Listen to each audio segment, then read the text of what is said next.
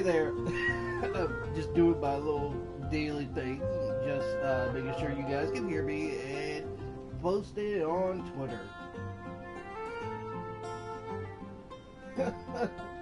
Okay, now I can do my intro. So, ladies and gentlemen, boys and girls, welcome back to Genshin Impact. Last time we did Albedo. I don't know how to say his name right, but we did Albedo's mission, story quest, and it was alright and all that stuff. Now we're gonna do my dailies and do probably another story quest. So, let's begin, shall we? We're right on top of the other one. Here we go. Let the wind lead. Sister, what will you need?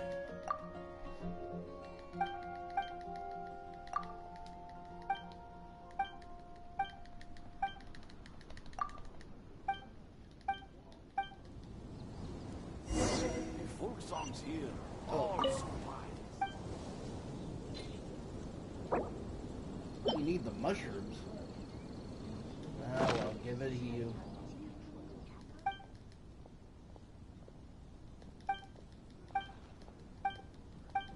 I need to start collecting them. May the god of Animo protect you. I get a little thing.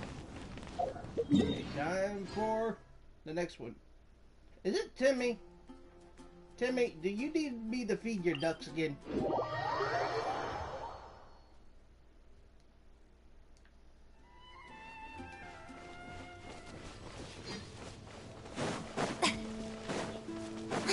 This boy can't do his own thing.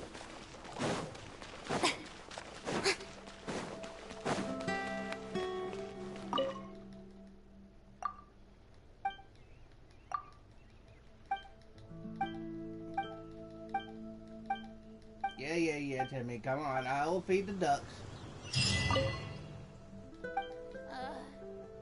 Oh, wait, no? Oh, I had to feed him. Oh, that challenge is complete. What's the next one? Really? I gotta go all the way over there? Isn't the fucking dude again? Oh, talking! Why is he always over there? Too slow.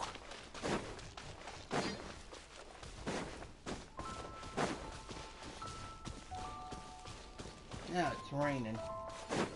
You want to use my hat as an umbrella? The audacity to even make that request. Yeah, how dare you try to use Itachi's hat?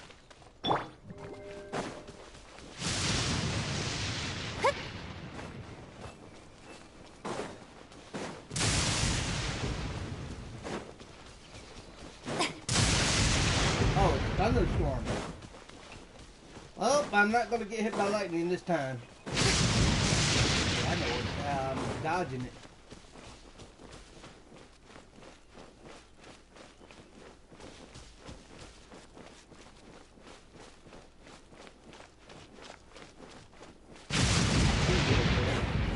Yeah, this guy again.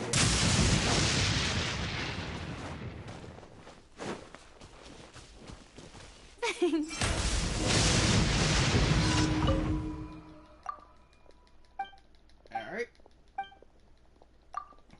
Leave it to me. You always want to get rid of them damn things for you.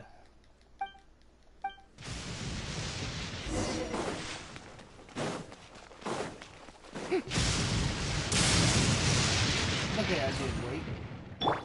Oh, no. I don't need you yet.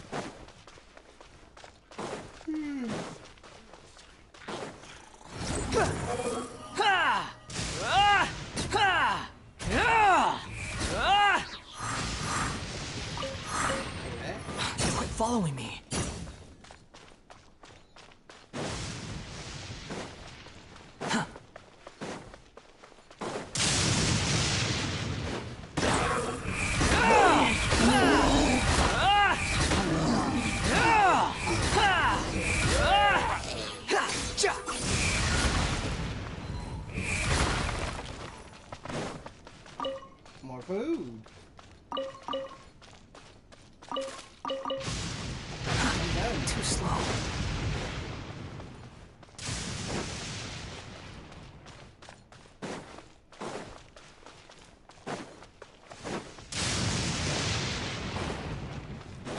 following me. Too slow. Where is he? Hey, fat ass. Done your thing.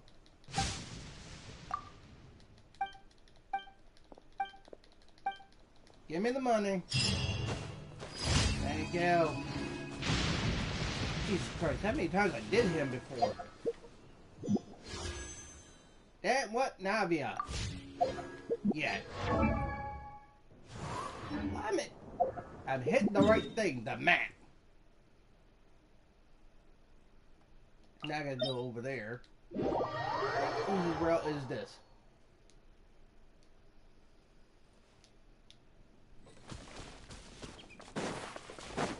Quit following me.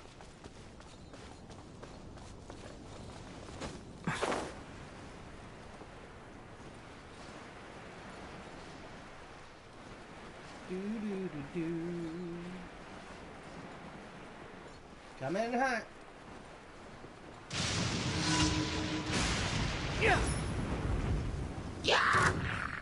The wind rises.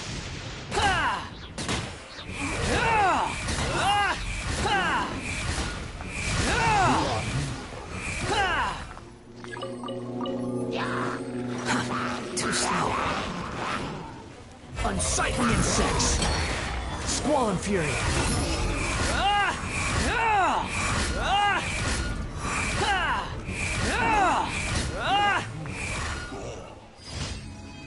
And done.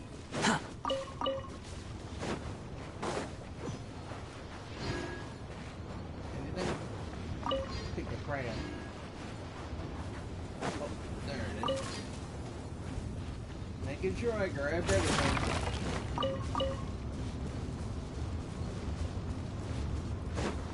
Let's try blue crab. Next. Oh yeah, it's over here.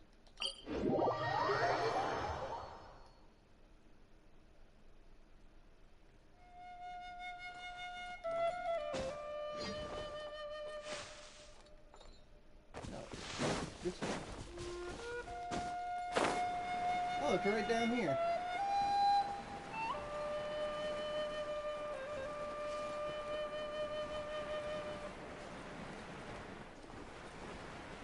And behold.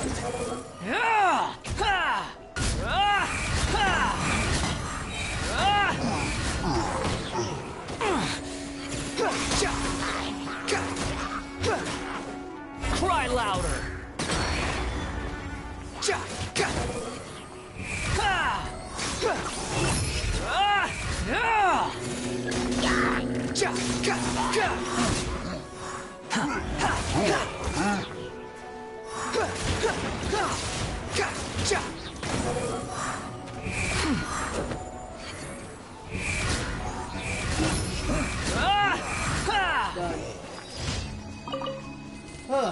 Quit following me. there he is.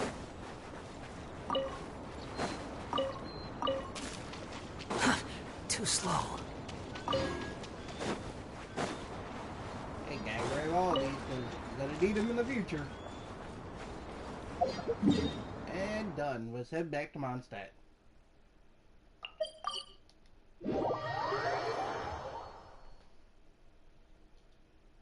One of these days I gotta get everyone up at level 80.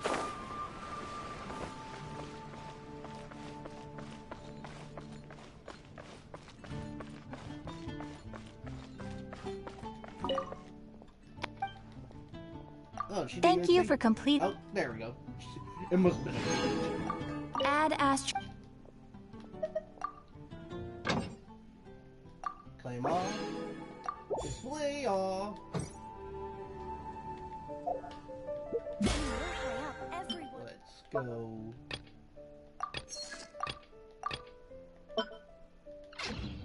Nothing yet. And let's see.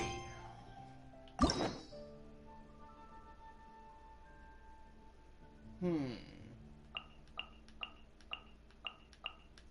Who should we do?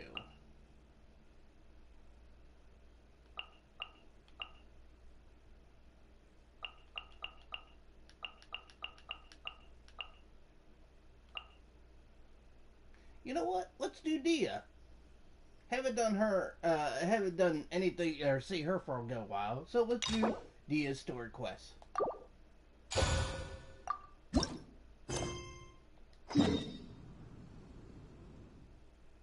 Okay, she's in there. But first,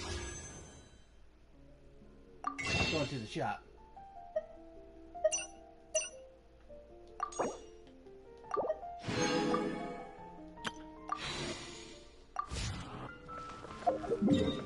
Yeah, I do definitely need to do some stuff around here. Okay.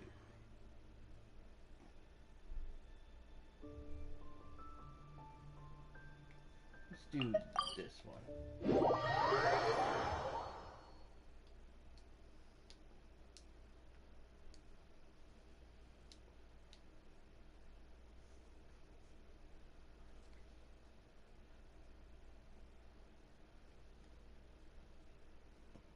We're gonna do Dehya's quest.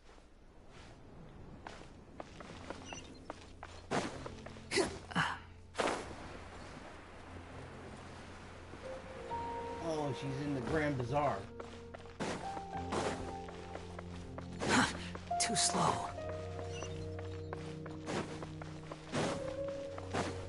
Yep.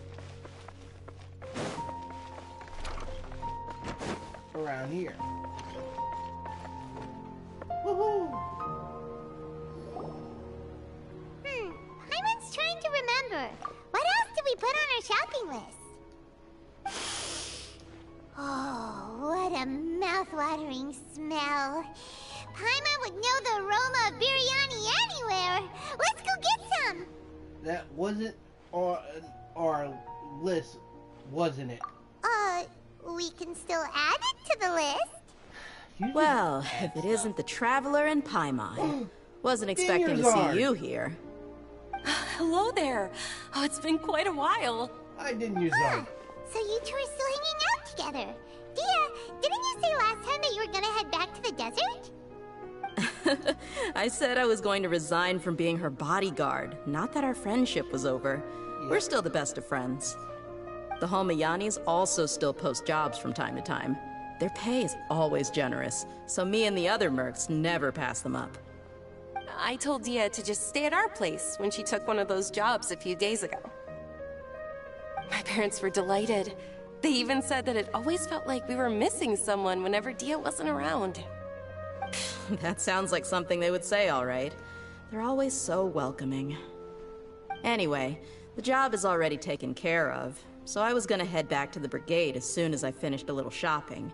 But the master kept insisting, and I ended up staying for another day. You can stay for as many days as you want, Dehya. Father hasn't even gotten around to treating you to his best dishes yet. You know I'm not the kind of person to stay put in one place like that, my lady. Don't worry, though. There'll always be next time. What? She said they'll treat you to the best dishes! Paimon can't believe you can still refuse that! But wait. Didn't you say last time that you would take me on a trip to the desert? Why don't you just take me with you today, when you leave? There are so many places I still haven't visited yet. I'm sorry, my lady, but no can do. There's still a few things I need to take care of back at the brigade. Besides, the desert hasn't exactly been the most peaceful place lately. Oh, come on. Not this again. That's also what you said last time and the time before that. I know, I'm sorry. Just give me some more time, and I promise I'll plan the best trip ever for you. All right, fine. To be perfectly honest, it's not that I wanted to go, it's more like... I feel like something is off about you lately. Ever since you first set foot on the estate a few days ago, you've been acting anxious and even paranoid. Have you been delaying our trip because you've run into some kind of trouble? Nah, are you kidding? You're worrying too much. Would you swear on that? Friends shouldn't lie to each other, you know.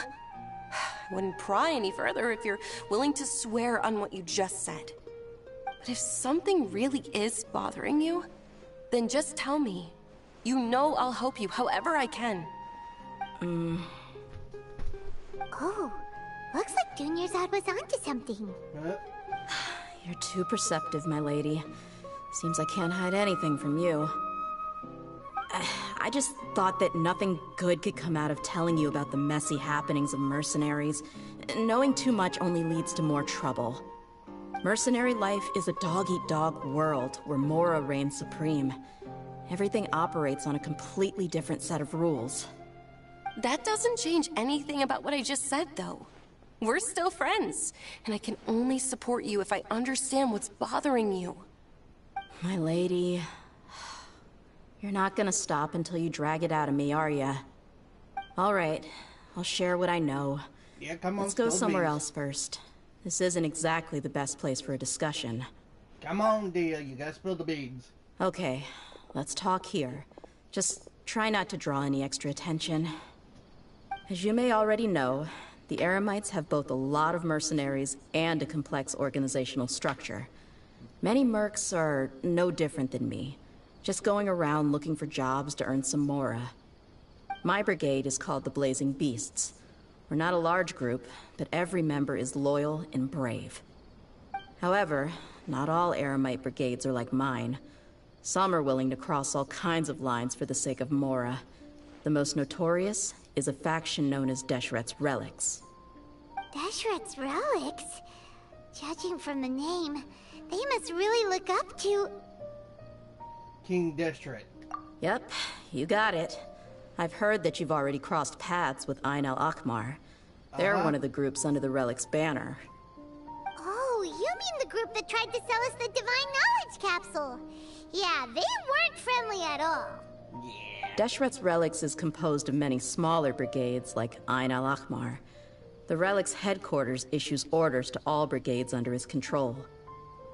On any other day, I would want nothing to do with them. Unfortunately, though, the brigade that's stirring up trouble now is none other than Dehya al-Akmar. Dakan? I think it means beard or something. Believe me, it's a really stupid name. I found it insufferable for years. Anyway, the real issue is that Dehya al-Akmar is led by my father, Kusela. Say what now? I think I'm starting to understand your anxiety now. Yep. But what did they do? I won't go into details, my lady, but they've been involved in a lot of violent incidents. We're talking hundreds. Hundreds? Yep. The scenes tend to be quite gruesome, too. They strip the victims of all their valuables before murdering them. Oh, Not only have they targeted merchant caravans and ordinary citizens, but other mercenary brigades as well. Sorry if I butcher your name. I'm not good at spelling at all. Oh, I hit my mic. God dang it. Yeah, I'm not good at spelling, but welcome to the stream. We're doing Dehya's story quest. That's beyond terrible. They won't even spare their own kind. I don't know how Deshret's Relic sees it. All I do know is that Dehya al-Akmar has become more and more aggressive over the last few years. If I don't do something about them, then even my brigade or the people of Aru village could become their next target. I just wish I knew what's driven him to do this. Yeah. How can your father do such terrible things? I don't know. People change. He's always been pretty pathetic. But at least in the past, there were still a few lines that he wouldn't cross. I know the feeling. I woke up at 7 o'clock and then I went back to sleep. And I woke up a little late until 10. But I'm doing good. I got my cup of coffee and all that stuff and trying to keep myself up. So, I know the feeling. That's setting the bar pretty low. I mean, if he was even remotely decent, then why would I have to leave the brigade and cut all ties with him? He was loud and foolish, with no real sense of purpose. Instead of doing anything useful, he spent most of his time drinking and chasing after women. Huh. Dehya, you're hitting the spot there. Place drinking and chasing women with cigarettes and chasing women. Sounds like my old man. So, yeah, I think me and you have something in common. Hope you hate your father like I do. I hate my dad. And if you really want to know that story, let me know, guys. I will tell it while I'm doing this story thing. Of course, the other brigade members were just like him. Their ruckus would go on night after night. Sounds like a nightmare. What about your mother? Did she ever step in to stop them? Unfortunately, I never knew my mother. I'm sorry, Dehya. Okay, we don't have that I in didn't common, know. Dehya. That's the one thing. I know my mom and all that stuff, but I'm sorry to hear that, Dehya. Sorry you didn't know your mom.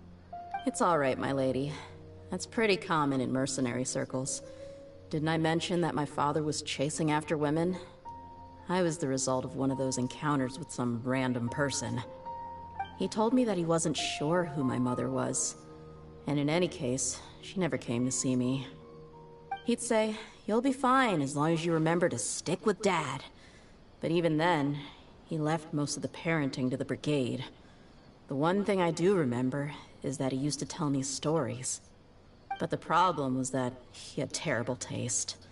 He only knew a few stories, and even those tended to be pretty stale. They were tales of desert warriors defeating dragons in the forest, or stories of mercenaries rescuing princesses from rebel armies. Sounds like your typical fairy tales. Yeah.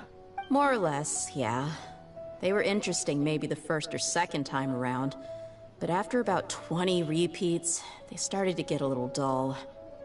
He seemed to think those stories were the best things ever, though. He was so into them that he'd call the whole brigade over and make them perform the whole thing as a play. Even the toys he gave me would all be story props. I'd get helmets, shields, and toy swords. It was only much later when I realized that the shows were more for him than they ever were for me. What an interesting guy. But it doesn't sound like he had all that interest. Yeah, I've always found him pretty childish. But that was something I could just shrug off. I had no reason to despise him. Until I grew up and learned the true face of Deshret's relics for myself. Looting, blackmail, violence, and fraud. They not only accepted such heinous acts, they would even openly boast about them. No one in the brigade was any kind of hero. Instead, my father and his cronies were more like the bad guys that needed to be taken down. Did they really think that as long as they didn't do any of that stuff right in front of me, I would never know? I think I can understand your feelings. The difference between perception and reality must have hit hard. It probably Yeah, did. but don't worry, my lady. It's all water under the bridge to me now. I had a huge argument with my father and left that place behind for good. I'm not investigating them due to any bitter feelings I still have towards my father. I just want to protect those that are close to me. You just want to find out. Yeah, I told the boys to gather as much information as they could. Most of the reports concern violent incidents, but there's also some talk of smuggling. I see. But isn't this investigation incredibly dangerous? It is, but every mercenary lives life on the edge. It's a lifestyle that I enjoy. That may be true, but it'll be impossible for those who care about you not to worry. Well, now you get why I didn't want to share any of this with you. What should we do? They both have valid concerns. I will go back to the desert with Dehya. Huh? But there's no need for you to get caught up in this mess, too. Well, he's super tough, so if he went into the desert with you, then Paimon bets the problem would be solved in no time. Yeah. I'm inclined to agree. I'd feel a lot more at ease if you took him along to help. You can count on me. I'll wait for news from you in the city until then. Please, stay safe. I'm honored that you care so much for me, my lady. All right, then let's get moving. Our first stop will be Caravan Rebot, where we can catch up a bit with my fellow mercs. Alright. Let's begin. Time to get the baby powder ready, guys. I don't know why I do that. Him slapping everyone! Oh, we're heading here. Well, at least one day I've been everywhere here. When I ever get big, I'm gonna make t-shirts of both of the travelers, female and male, wearing the shades and saying Paimon get the baby powder. Cause that'd be hilarious as a t-shirt. Hey, Dehya, you're back. Are these two friends of yours? It's a pleasure to meet you. Likewise. There's no need to be so formal with us. We're a pretty casual crew. Anyway, since we've got newcomers, let me fill you in on what Dakan Al-Akhbar's been up to lately. Well, whenever I get big and start my own little company, I will probably let you guys know when they're coming out and all that stuff. I have ideas to different shirts and ideas and all that stuff. And lucky for me, I have an artist of a wife that knows how to do art and put my ideas onto paper. They've become extremely aggressive. Apparently, even their own now have become acceptable targets. They even attack other relics brigades, just the same as any other mercenary brigade. Like, my idea for the shirt is on the back, it says, when people act stupid in Genshin, you have to, when people act stupid on Genshin, and then you turn around, it has the Traveler and Paimon wearing the shades, and Paimon throwing, putting baby powder in the Traveler's hand. And around it, it's gonna say, Paimon, give me the baby powder. I would love that. And also, I will make another t-shirt because, for me, and people don't know, I'm a big Pokemon fan. And I love dark types Pokemon. And I was thinking of using my team that I came up with and for a t-shirt called My Dark Little Family. With my Pokemon and my OC character that I have as a dark type trainer. Well, dark type Elite Four member from Alola. That's where he lives. Even the most ferocious beasts still protect their own. But it sounds like they've thrown that straight to the wind. That's right. Once they've collected enough loot off the other mercenaries, they sell it off to a different brigade, or turn to merchants on the black market. A portion of their profits is immediately exchanged for more food and weaponry to be used in their next violent operation. Yeah, I love dark types.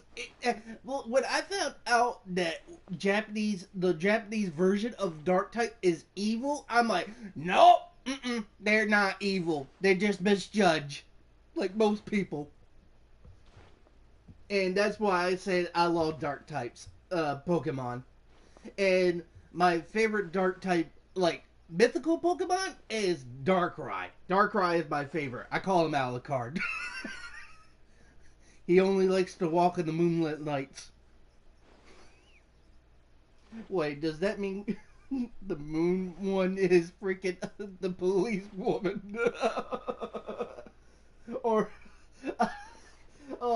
Oh god, I'm an anime nerd. I'm showing my Alucard personality out. That's terrible! Yeah, and it really makes you wonder why they're so desperate for Mora. A few days ago, Isham and I trailed them for a while, and even disguised ourselves as merchants to conduct trade with them. We were able to learn a few things from the exchange. Rather than saying they're out to plunder and hoard Mora, it'd probably be more accurate to say that they're experiencing an internal power struggle. Wait, a power struggle? You heard me right. The vast majority of their victims are mercenaries from the other brigades of Deshret's relics. If their only goal is Mora, they could have gone after anybody. The targeted nature of their attacks points to a power struggle between the different brigades within the relics. That's the only plausible explanation we have. Unfortunately, we weren't able to find out anything more specific. It seems they're also trying to keep things under wraps. Oh, one last thing we discovered was that over the past few years, as the Khan al-Ahmar became more and more active, Deshret's relics as a whole became a lot weaker. They were able to catch some, no, I can't remember. Sounds mighty strange to me, too. Harun, you can leave the rest of the investigation to us. Gotta say, though, I didn't expect you to go on a whole undercover mission during the few days I was gone. Sounds like you were really putting your necks on the line, no? Nah, it was nothing. We're just as concerned about the situation as you are. The Khan al-Ahmar is your father's crew, after all. What he said. Besides, Dehya, haven't you done more dangerous things than all of us combined? What we did is nothing compared to your experience. Who is that? Yeah. And while they went to talk with Khan al-Ahmar, I took a look at the last camp they attacked. Any survivors of the attack were already long gone. There was nothing of value left in the camp. Ah, Hisham and Khalaf. You're here too. We rushed over as soon as we saw you come into Caravan Ribat. Although this new friend of yours looks a little green behind the ears, I'm sensing a special vibe from him. Now that we know you'll have a capable partner with you, we can also rest easy. Hey, what about Paimon? Feel anything special? Oh, you're also planning to tag along with them? Of course! Paimon is the traveler's most important guide. Wherever he goes, Paimon will follow. Oh, in that case, then you'd better take care of her too, Dehya. Don't underestimate Paimon! Don't worry about her. She may look tiny and helpless, but she's been through just as many battles as the traveler here.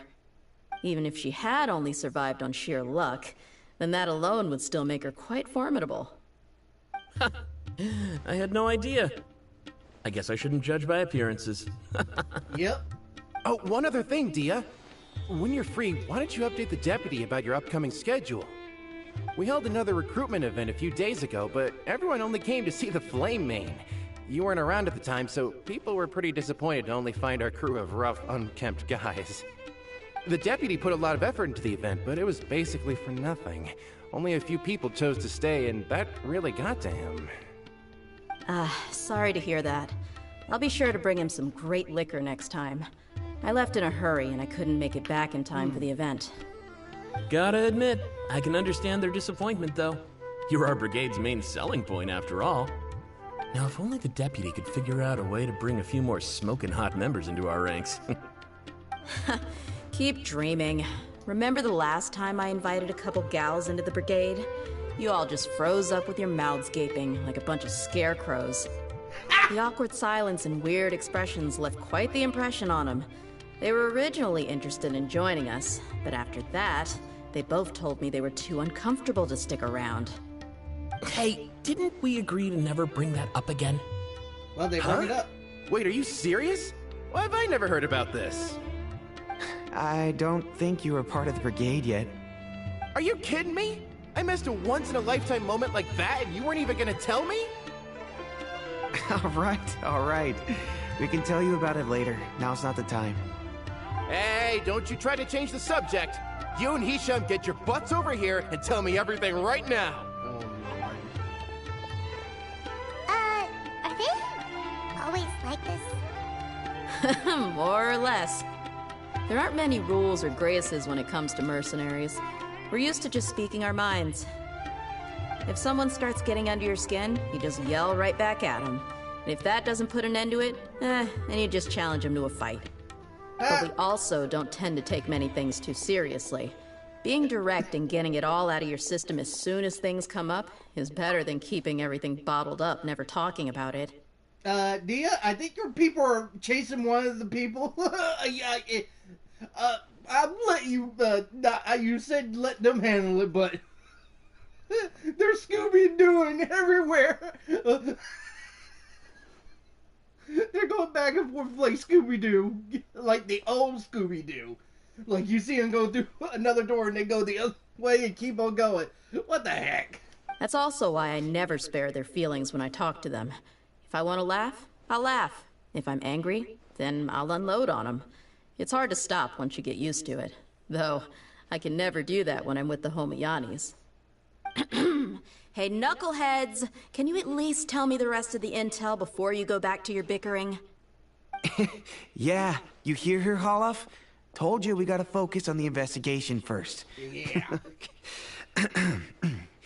I drew up a map. Right here's the spot. There you'll find the merchant caravan responsible for getting rid of Dekhan al-Akhmar's looted goods. All you gotta do is wait and ambush them in the evening. They'll have no idea what hit them. Perfect. Thanks for that. Be sure to pass my regards to everyone else in the brigade as well. Will do. You stay safe, Dehya. No worries, you got me.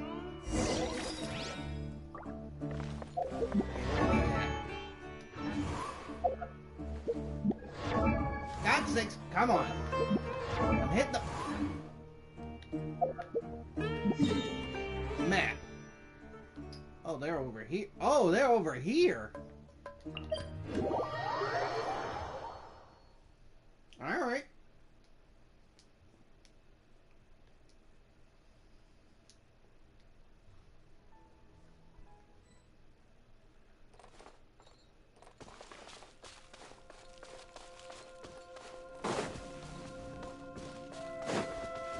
Grab the flower.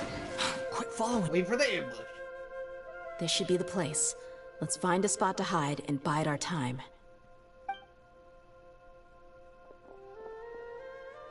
It's gonna come down to a fight one way or another, so let's all be careful. I'm No good. need to worry. He knows his way around a fight.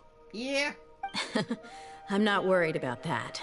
What I meant is that we probably shouldn't go too hard on the enemy. After all, we still need to get information out of them. I don't worry.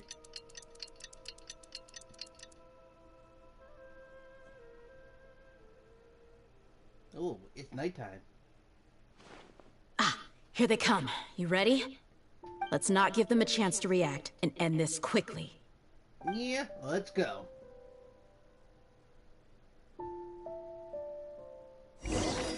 Oh, I'm Dehya. Charge! Buckle up! Ha! I'll be back.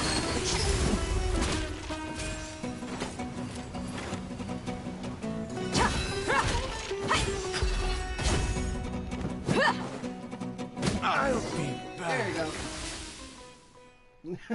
That was easy.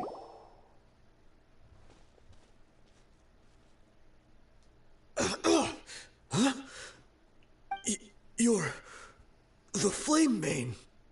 Good. That saves me an introduction. All right, time for a little talk. Are you buddies with Dekhan al-Akhmar now? Tell me, what are they after? You know the code of being a mercenary just like everyone else. The first rule is to never divulge key information about our employer. What makes you think I'd talk? That might have worked on an amateur, but I know you're just looking to protect your reputation. Think about it, though. What's your reputation worth if you won't have the other tools you need to succeed in this line of work? Tools like, I don't know, your limbs or eyes? You've got 5 seconds. You might want to think twice about how much your employer's information is worth to you. Whoa! It's alright, Paimon. I'm not joking around. We can do this the easy way or the painful way. 2 seconds! I'll save you the trouble. Did he off himself? Huh? Are you crazy? He tried to bite off his own tongue. Quick, search the area for any first aid supplies. Alright. I definitely didn't expect him to go that far. Thankfully, the wound wasn't too deep, and he just passed out from the pain. But why would he be so extreme? I just wanted to test his mettle. You can get a lot of mercenaries to talk just by threatening them. I didn't expect him to be willing to go through so much pain just to deny us some intel. To bend his own tongue? He's out cold for now. We could wait for him wake up, but maybe it's not a good idea to interrogate him any further. What should we do? Yeah, don't worry about it. It'll be a waste of time to interrogate him again after that. He might just hurt himself again if we start asking. There are lots of goods around here. Let's search the area. Maybe we'll be able to find something. I'm really sorry. You should not be sorry because he was the one that did it. The stupidest idiot.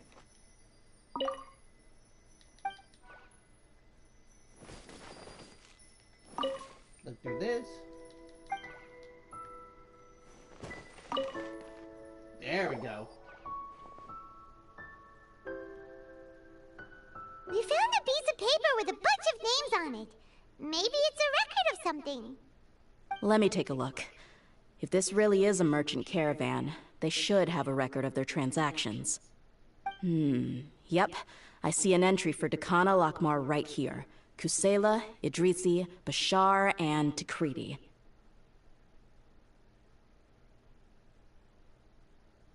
All familiar names. Dakana Lakmar has been trading for a hefty supply of food, weapons, and medicine. It seems that in the past, they used to receive some canned knowledge as well. This caravan is just one link in their logistics chain. Once in the rainforest, the caravan will exchange the looted goods for Mora, and the funds will then be passed to a specific person. That person will then pack the caravan full of necessary goods, which will then be brought right back to Dakana Lakmar. Wait, why is there no Mora value recorded for the final transaction? No value? Yeah. Every transaction before the last one was marked with an exact amount of Mora, but the final one, where they paid for everything to be brought back to the desert, was simply marked as delivered. Maybe the Mora amount just happened to come each other out? Perhaps. But they couldn't have known how much they would make off selling the loot. Do they not care about profit margins at all? Anyway, the next part's the records of the goods themselves. There are a lot of entries. Everything was probably sourced from the rainforest. Huh? What's wrong? Shahzaman Homayani? Homayani? You mean Dunyarzad's family?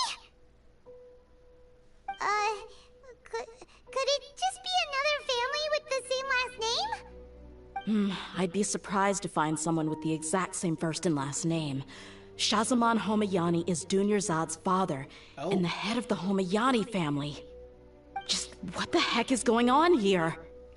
Calm down, Dehya. I'm sorry. You're right. I'll consider what we found and not jump to conclusions just yet. But what this piece of paper confirms is that the Homayani family has been providing goods to Dakana Lakmar. What if the Homayanis have been kept in the dark and don't know they've been trading with Dakana Lakmar? That's a possibility, but if that was the case, why is this caravan specifically named Shahzaman as their person of contact? They could have just as easily bought goods such as food and medicine directly from Caravan Ribat or Port Ormos. If Shahzaman was actually worthy of this? Yeah, funding violence and looting. The brigade gets the goods, and he is paid the proceeds from the sale of the loot. But why would he do something like this? It's not like the Homayanis are in need of money. I honestly have no idea. I've been to their estate many times, and I've never noticed anything suspicious. The only potentially large expenditure I could think of would be the treatment costs for Dunyarzad's Elazar. Maybe they borrowed a lot of Mora in the past? But that's still just a speculation. I don't think the Master would stoop so low to make Mora. I don't think Dunyarzad knew anything about this either. You're probably right. I know my lady's personality, and she wouldn't deliberately keep something like this from us. Yeah. But what should we do now? All we found is just another mystery. If we want to get to the bottom of this, we won't be able to turn back. If you ask me, We already have no choice but to confront her about this. I'm not worried. It's too early to make a verdict yet. I still have faith in the Homiyanis. Let's go find my lady again. We'll tell her everything and see if she's willing to lend us her support. If we're lucky, we can not only figure out the mystery of this paper, but also follow the trail of breadcrumbs to the people responsible at Dakan al-Akmar. Dehya, are you sure this is the best decision? What if instead of getting the help we need, we just end up revealing everything we've discovered to the enemy? I've considered that possibility. But even still, I want to tell her what we found. I think I owe her that much. True friendship is built on trust. She showed genuine concern for me when we first brought up the topic. I can't repay her kindness with doubt and suspicion. That's not how I deal with people. You're right. Paimon wants to trust Dunyarzad too. I hope we be of help to her. Yeah. Let's pay another visit to Sumeru City. Yes, we need to. Jesus Christ, never thought Dunyarzad family would do something like that. How rude. Let's go this way. We can get catch up to her. This way. Man.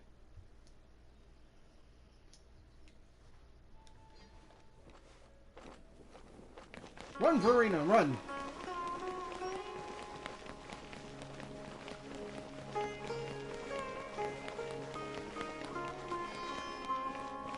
And that's like a run. Oh God. Woo! There's Dunyarzad.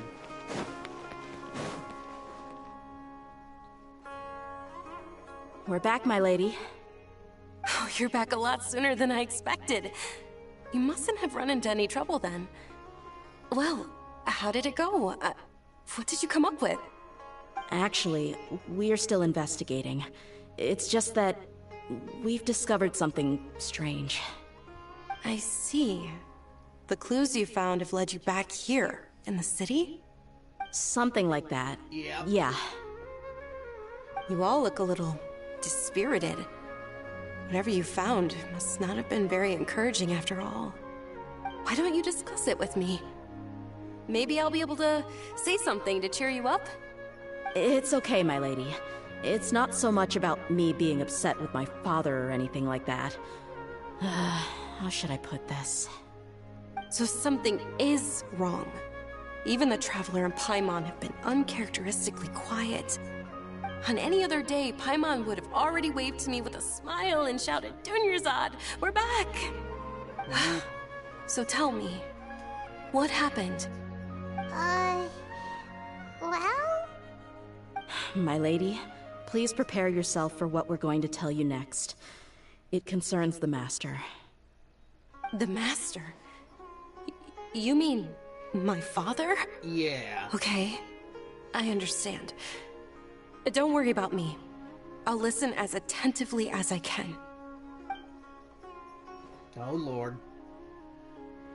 My father has been supplying goods to Dakan al-Akmar? Mm-hmm. Yeah, it makes as little sense to us as it does to you. I've never doubted the Master's integrity, so I'm having a real hard time rationalizing how he could ever support an infamous brigade like them. Maybe he's not actually aware of the full story and just stumbled into the deal by accident. That feels unlikely, though. I can't help but agree with the Traveler. Huh? You mean you feel the same way, Dunyarzad? Thank you for sharing all this information with me. Since you've told me everything you know, I should also tell you about some doubts that I've been harboring for quite a while.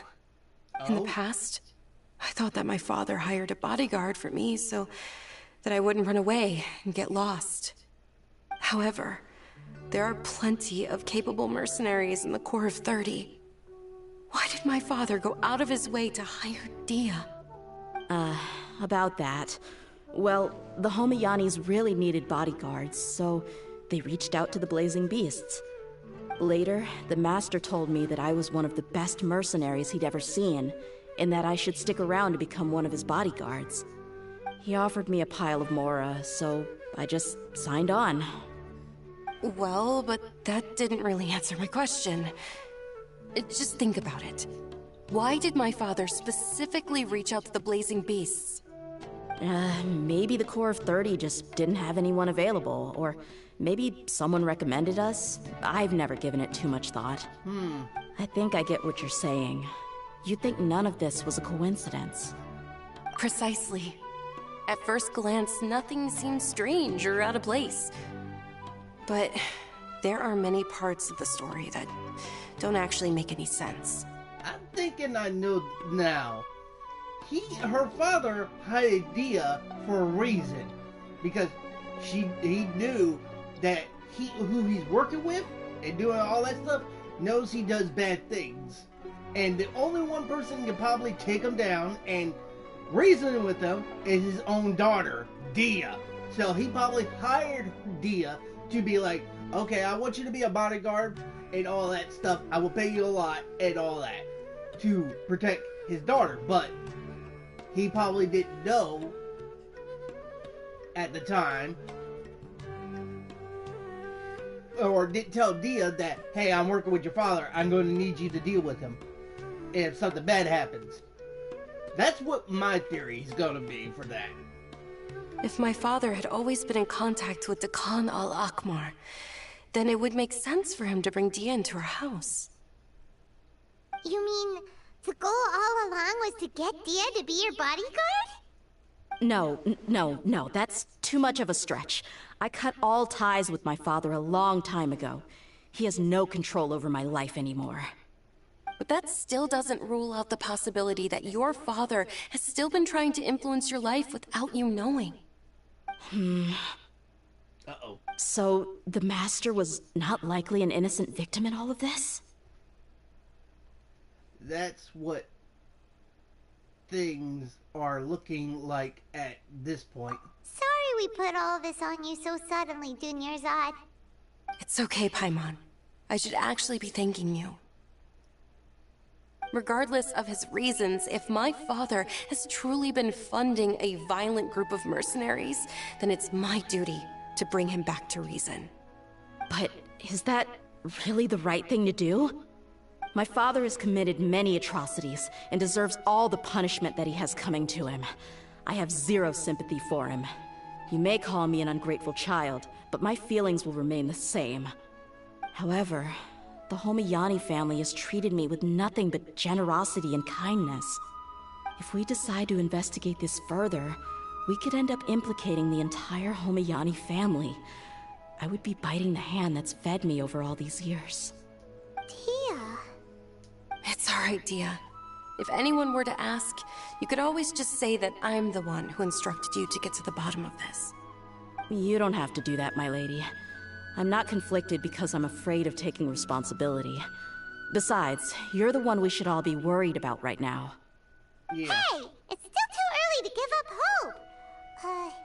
What was the thing about friendship again? True friendship is best to trust. On trust. Right, yeah, trust! You said that yourself, Dehya! Besides, there's no point on getting all riled up before we've confirmed all the facts! Yeah, if you don't have if your trust hasn't been, Thank you, everyone. That makes a lot of sense. I guess I should always remember the trust that I've placed in people. In which case, my lady, could you ask the Master to come out and have a chat with us? Sure thing. I also hope he'll be able to give us a logical explanation. Let's meet at the usual place then. Usual place? Ah, right! Alright.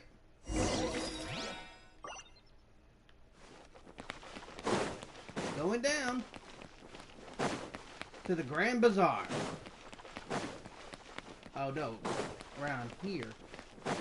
Oh, I know what she's talking about. It's right by the cafe, right by the bench where we last did the other one. Well, I did from the story quest. the main story. Here. Thank you for coming, sir. Please allow me to introduce these two. This is the Traveler, and next to him is his travel companion, Paimon. Ah, yes. My daughter has mentioned them from time to time. It's a privilege to finally meet them in person. But we may skip all the pleasantries for now. What is the important matter you wish to discuss with me today? This man is white as hell. What the hell? Jesus, is that you? Jesus? I gotta stop doing this. Alright, you have a good day. God's sakes, I gotta stop doing this. God's sakes, this man is white as hell. Well, we wanted to bring this transaction record to your attention. There's something on this record that we're all pretty curious about. So, that's what you found? Huh. Seems like I can't keep everything from you much longer. If you wouldn't mind, we'd like an explanation. Well, it's a long and difficult story. And to be perfectly honest, I'm not sure if I'm doing the right thing. What I do know, though, Dehya, is that the truth will bring you no solace. If anything, it will likely cause you a great amount of anguish. Wait, me? Uh-oh. Yes. I understand perfectly why you came to see me. And I am touched by your collective commitment to do the right thing. But knowledge always comes at a price. And sometimes, as they say, ignorance is bliss. Mm-hmm. Your father, Kusela, and I both believed that. Of course, you have the right to seek and learn the truth, but I must warn you. The facts of this matter may reduce everything you've built for yourself into sand, blowing in the wind. If you must proceed, then Kusela's heartfelt efforts will also fade into the wind like a fleeting mirage. His heartfelt efforts? I'm sorry, sir, but I'm not sure I follow. I've made it this far in life without a single drop of my father's support. I have my own ideals and ways of looking at the world, as well as people and causes that I've chosen to cherish and fight for. None of these things have anything to do with him. I came here today to support you as the head of the Homiyani family. No warning will change my stance on that. I understand. Then let me tell you a little story. Our family once needed to take a trip to the desert when Dunyazad was just a baby. Along the way, we were attacked by bandits. They had superior numbers and quickly overpowered our bodyguards. When all seemed lost, a group of passerby Eremites lent us their support. Those Eremites were Kusela's brigade, Dekan al-Ahmar. Kusela's men told me that the attackers were Eremite mercenaries, just like themselves. I was shocked. Why would Dekan al-Ahmar go so far to save us and not spare the fellow Eremites? Kusela was grinning and walked over to play with baby Dunyazad. She was startled by his unfamiliar face and nearly started crying. Really? I never knew. He said that he had no particular reason to help us. He just took pity on us because he had a daughter about the same age. We started talking about our children, and I sensed that he was a devoted father. To repay his kindness, I hired his brigade to help out at our estate for a time, and offered everyone generous remuneration. So, that's what happened. It was many years before I saw him again. I almost didn't recognize him the next time he came knocking on my door. The man I knew to be strong and healthy had been reduced to a shell of himself. He couldn't even walk anymore without his cane. So, what happened to him? He was perfectly fine when I left the brigade. I'm not too sure myself. The only thing that didn't change was his cheery disposition.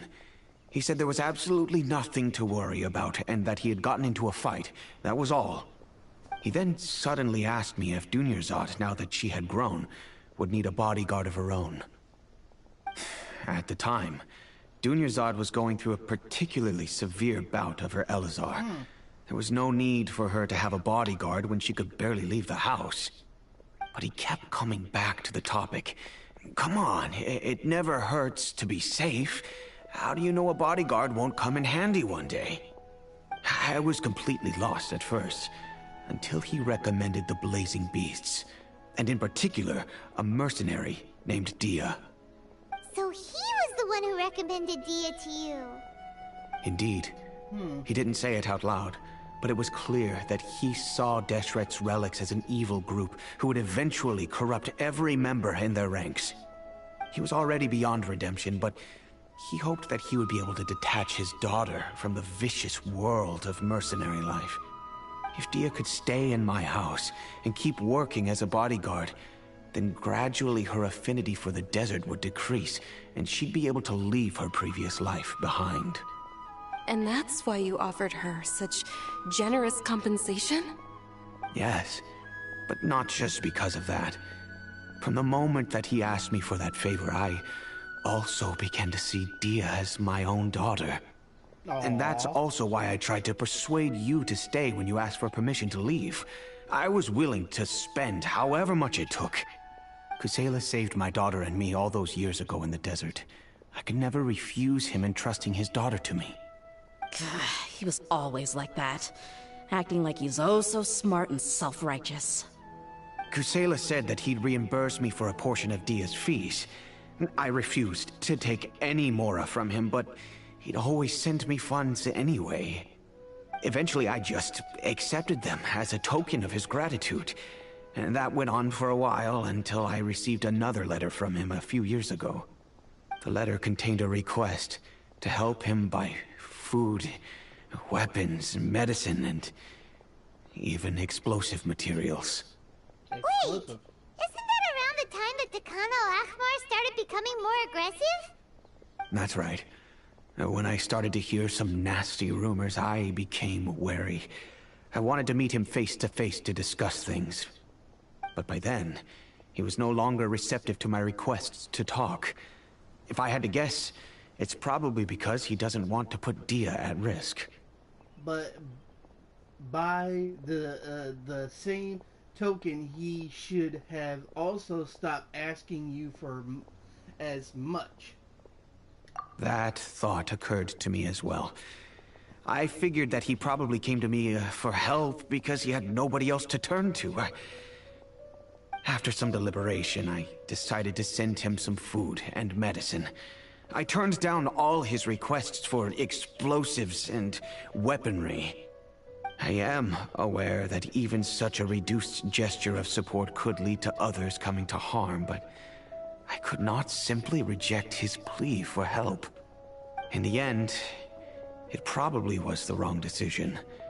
I plugged my ears to the rumors and just chose a solution that made me feel least guilty about myself. If you can, please tell me where he is now. None of the things he's doing right now make any sense if he's just trying to keep me from getting tangled up in his world. If all he wants to do is steer clear of me, then maybe he shouldn't have brought me into this world in the first place. Don't say that, Dehya. No, Dehya, please don't feel that way. Dehya, you're a wonderful character, and you're a wonderful person. You do the right thing for who you are. I don't care. You are in this world to be yourself. Oh, Dehya, don't think about yourself like that. Anyone that thinks about themselves, please don't. You are brought on this world for a reason, to make somebody make somebody happy. That's why I thought, like, for me, doing live streams, I just do it to make people think, hey, I'm having a bad day. I can probably cheer them up. I'm a really funny guy. I always like talking to people and all that stuff. Most of the time, if I can't read, because of my dumbness. Oh, goddamn, I'm old. But anyway, go on. I'm just angry because I can't wrap my head around any of his actions. Maybe there's another way to look at it, at all of this. Another way? I don't know. I knew him, and he was nothing more than a childish brute. I can't understand what's going through his head. But I guess you do have a point. We haven't uncovered the whole truth yet. We still need to figure out his exact actions and reasoning for these last few years. I'll do my best to help. Of course, anything between the two of you would need to be resolved between you and him alone.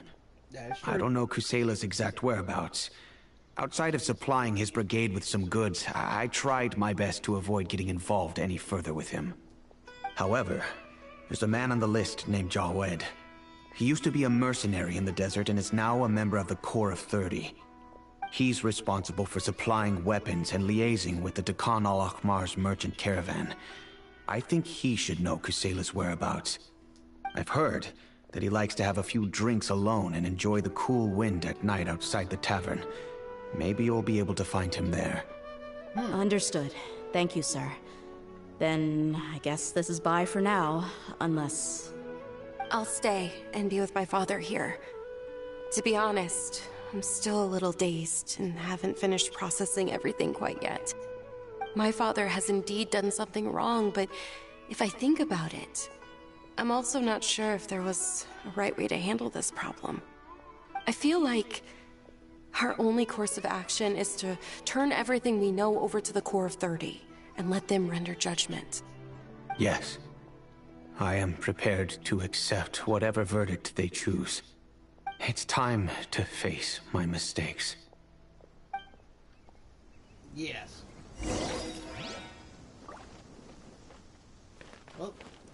Oh, we gotta wait till a minute. Oh. Gotta wait till... Look for jewelry outside at night. Okay. So, gotta wait till nighttime. Ooh, I got a...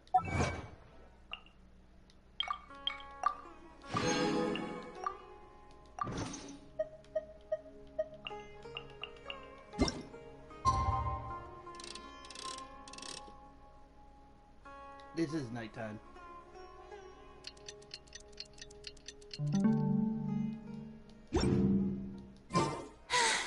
Being too popular can be such a hassle. There he is. Huh?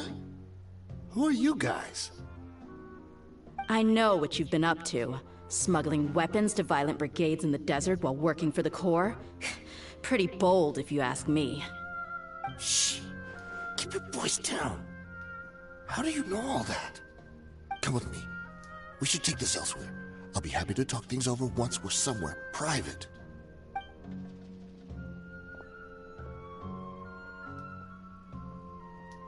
This place should do.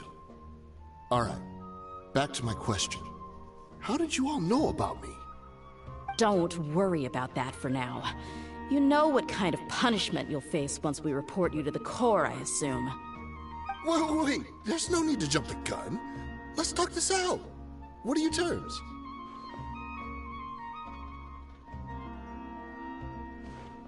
So what's in it for you anyway, Mora? Well, I was a little tight on money at the time, and Kusela took good care of me in the past. I weighed it in my mind, and I couldn't find a reason to turn the opportunity down. I wouldn't only be helping my benefactor, but I could also make some quick Mora. Let me tell you how it is. We're investigating Dekhan al-Akhmar, and we're gonna put an end to their operations. If you provide some help for us, then we might just put in a good word later to reduce the terms of your punishment. Hey, why don't we discuss this a little first? Listen, I made quite a bit of Mora from my last run. You just give me a number, and I'm sure we can... Shut it. My patience is running out. You should know when a mercenary is after something other than money. All right, sheesh. But you gotta promise you'll put in some nice words for me later. They're always on the move. Here's the spot they were at the last time I made my delivery to the desert. Feel free to go have a look. I'm just telling you though, it's not on me if they're not there anymore. Sure. And then you can forget about any nice words from us. Hey, come on. Now you're just being unreasonable. Really? And how do I know you're not leading us straight into a trap? Don't forget, you're the one with no bargaining chips. All right, I get it. Why don't you go take a look, and if they're not there anymore, I'll try to figure out something else for you all. Now that's more like it. Let's move. And as for you, try to stick around the city until we get back. You don't want us to call the folks from the Corps and have them drag you back to the city. Yeah. Because we will bring you back.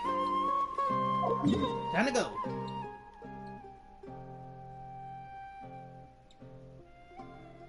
Oh, it's over here. Oh my god, I haven't been over here. Well, it looks like I'm going to take a detour. God dang it.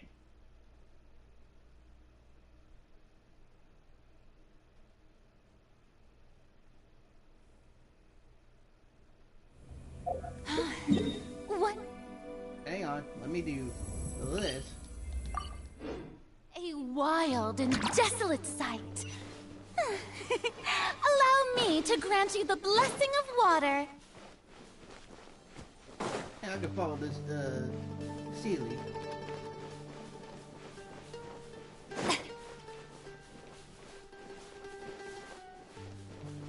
Where you want to take me, little guy? Oh, there's a chest here. Hold up. Oh. Squall and Fury. Ha! Ah! Ha! Ah! Ha! Ah! Ah! Ah! Ha! Ga! Ha! Ja! Ga! Ha! Ha! Ah! Ha! Unnecessary. Grabbing all these. Quit following me. Any of them drop anything? No. Okay, Sealy, take me away.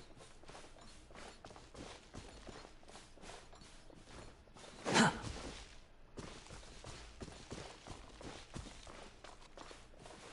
Oh, you're up here. Hey, Tsutsubi.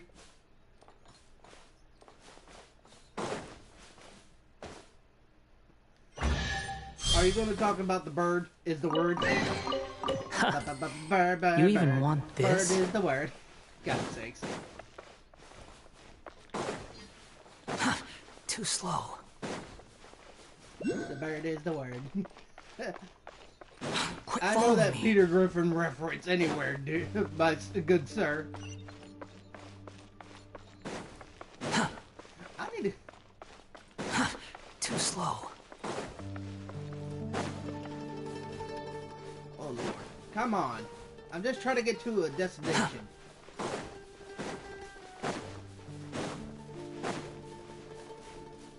And there's a lot.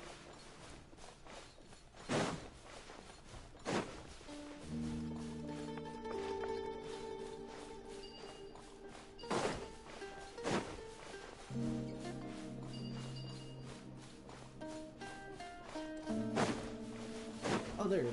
Quit following me.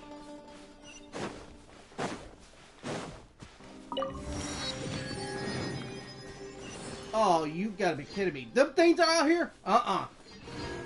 You could stay out here. I'm not dealing with you little assholes. Whee! Whee! I'm Spider-Man. Spider-Man. Okay, we're here. Seems like we're in luck. That should be their camp right up ahead. Let's go. We'll finally get to the bottom of this ourselves. Alright.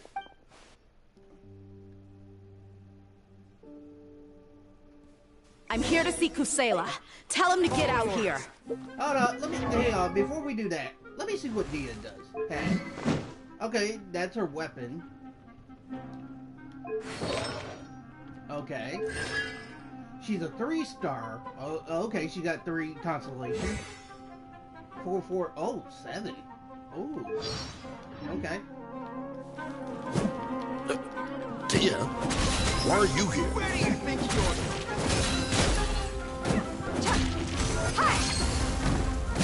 need.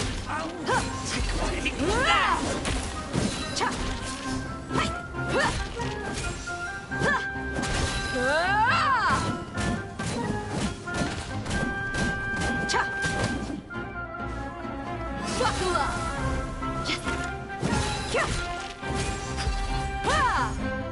Take that! You're not dead?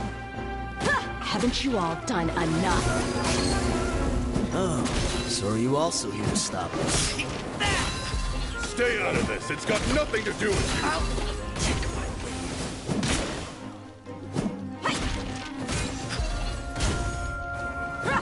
Look alive!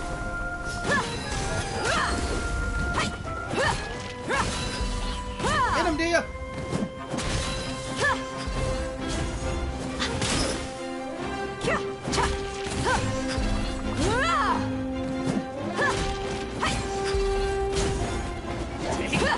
Let's get it on!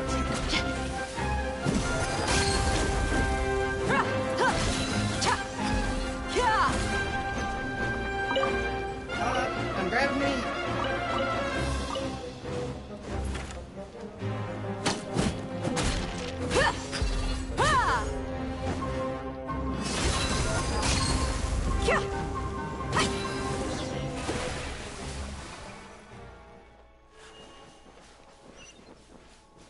There we go.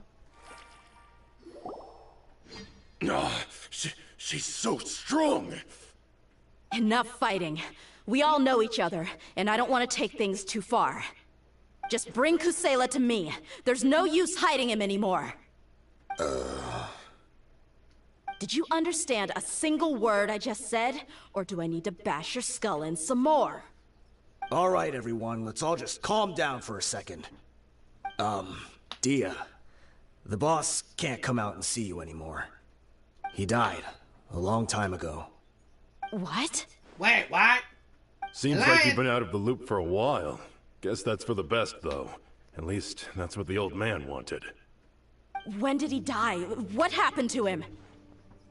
A few years ago, Kusela broke up Dakan al-Ahmar and went to the Deshret's Relics headquarters by himself. So is that when you guys started acting up? We would prefer to call it taking revenge. Every last person in Deshret's Relics must pay in blood for what they did. So that's why they trust on each other. Let me start from the beginning.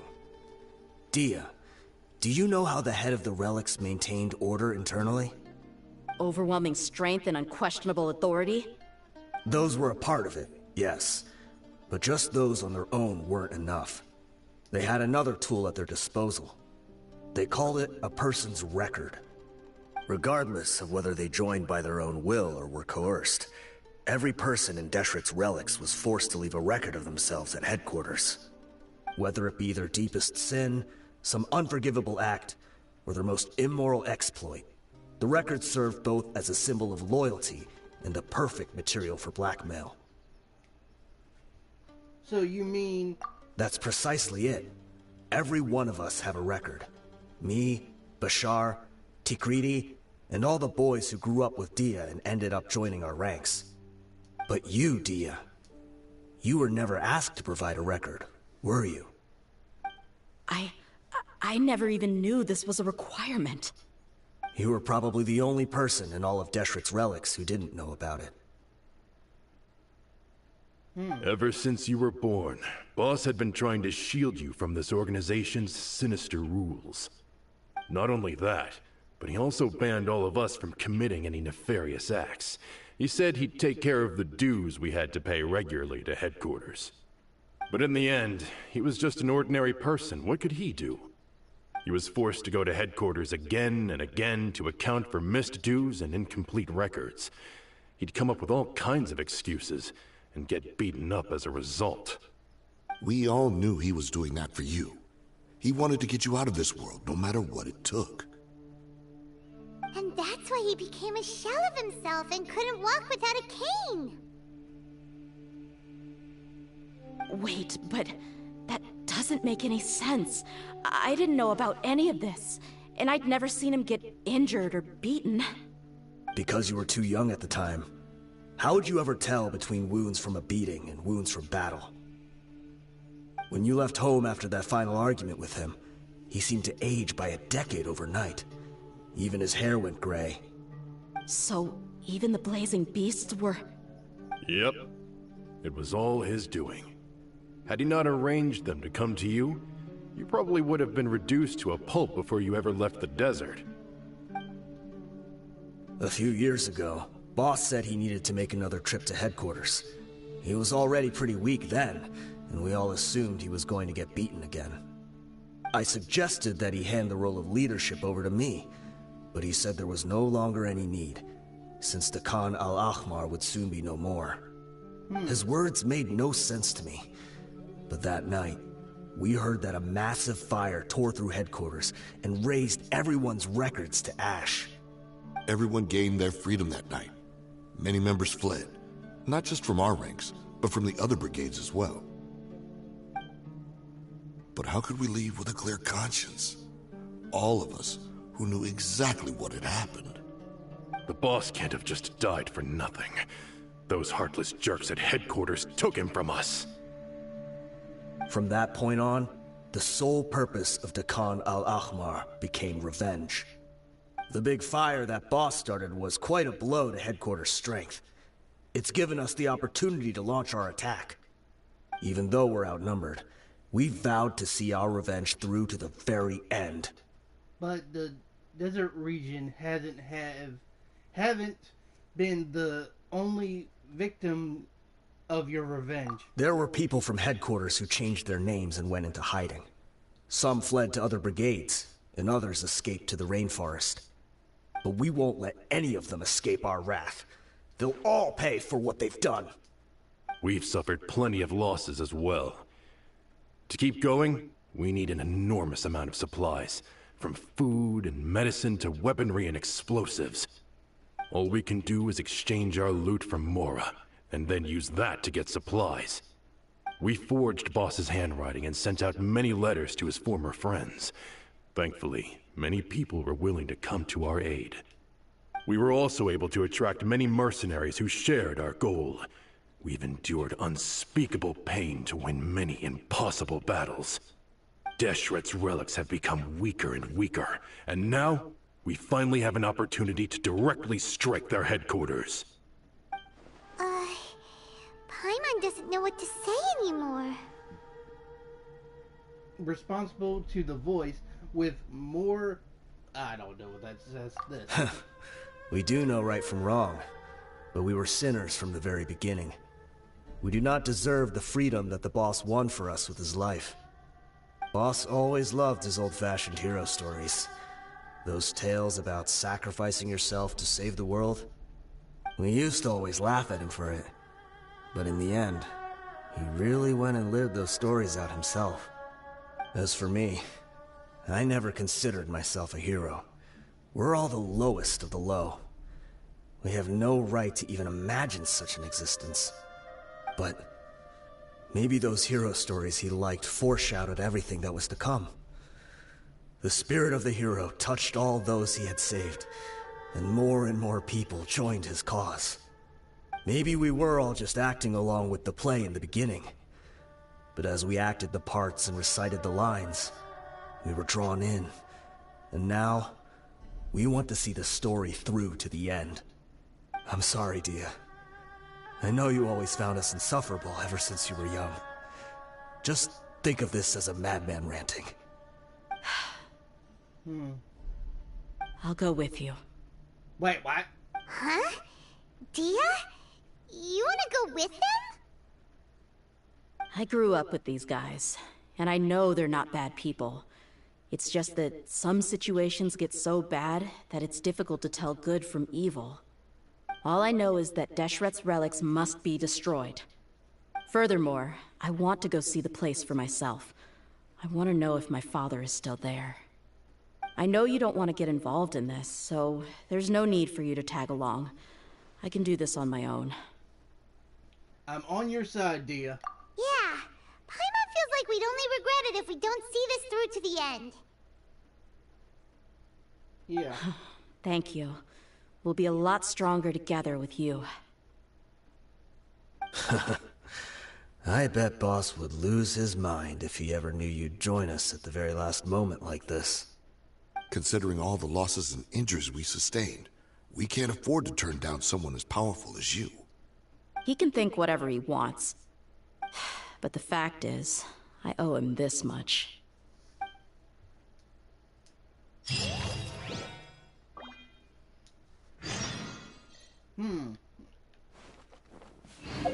Now where are we headed this time? God dang it! Come on.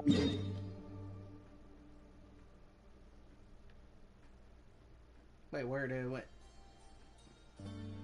Over here?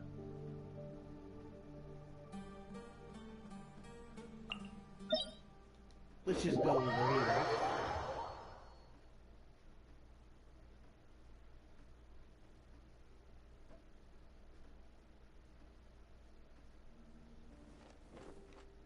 How big is this mountain?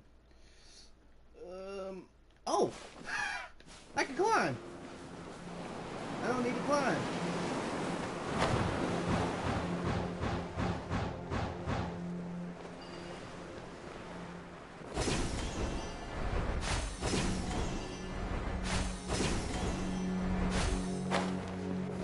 Oh Lord, have mercy.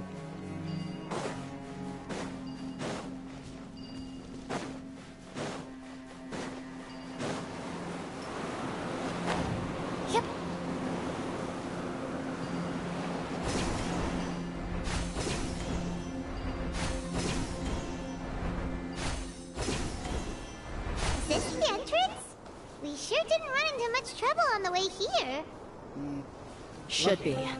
I don't think they have enough manpower left to post guards and defend their perimeters. Let's enter. I don't need Electro. I'm good.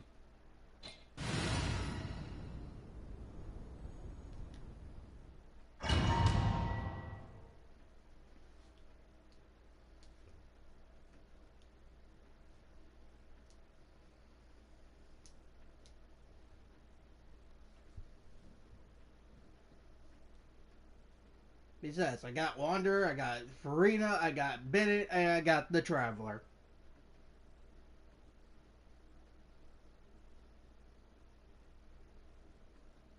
And Dehya now. Wow. Paimon didn't expect it to look like this on the inside. They should all be holed up in here. Don't know how many people they've got left, though. Who cares? We'll round up all of them. Still, we should be careful. Even if they've only got one shot left, it could still take us out. I have forgot the minis. Yeah, we'll know what they're really capable of once we've landed some hits on them. Deshret's relics may have been a force to be reckoned with before, but their name means nothing now. Yeah, they don't stand a chance with you here. I'll take the lead. I've been here once before.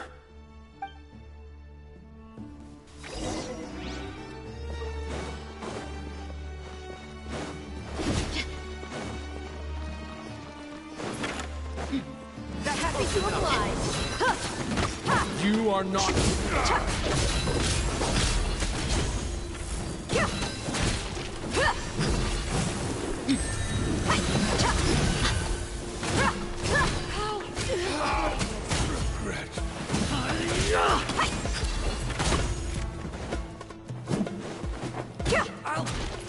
Buckle up!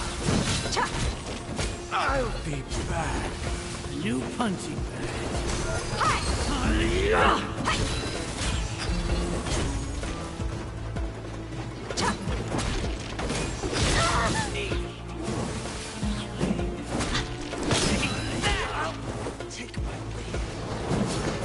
Let's get it on! I'll wait for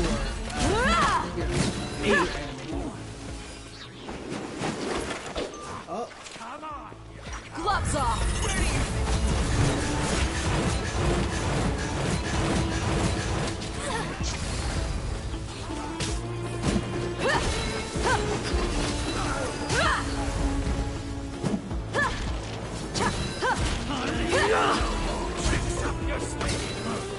You want this one?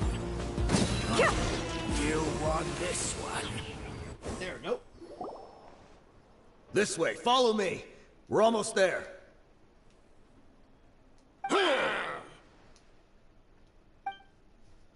Oh, what? Wait! They went charging ahead without checking for any traps! And it's a trap. Hey, you guys okay? It seems like we just got trapped in here. Don't think we triggered anything else. Watch out, the enemy's coming from ahead. I don't Well, worry, I got this. now that things have come to this, seems we'll have to fight our way through. Don't worry about us. We knew something like this could happen. Go and take a look around. There could still be another way through. Let's go! We can't let the boss down! Let's check if there's another way! The sooner we can make it through to help them, the better. Yep. Let's see. I think I see a way through over there, but it's being blocked by something. Let's try our luck with that mechanism. Yep. Okay, let's go!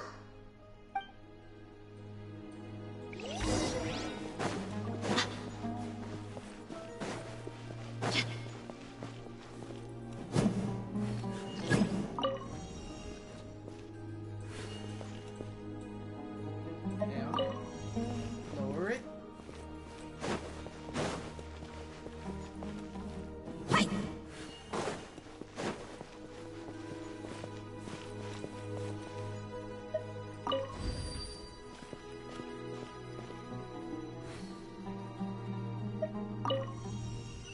There we go.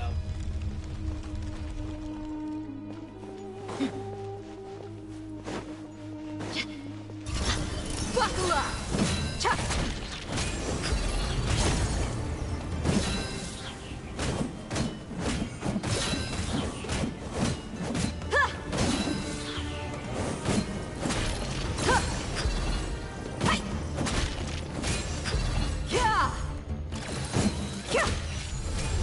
There we go. These.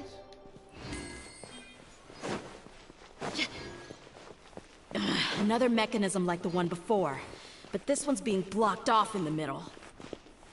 We just need to adjust it a little.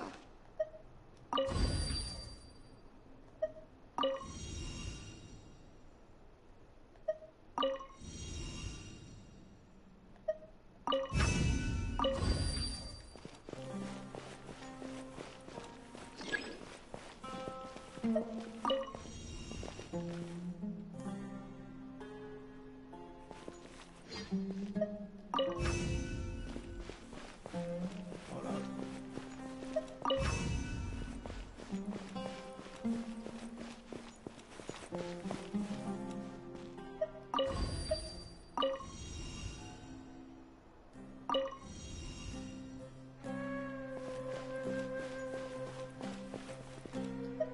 Change the color.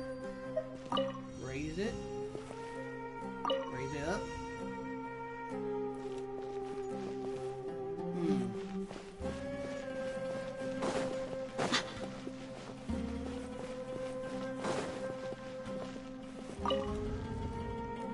Oh, hold up, wait a minute. I got it. Lower it down. And you change color.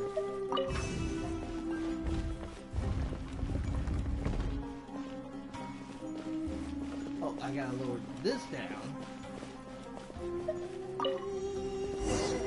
There we go.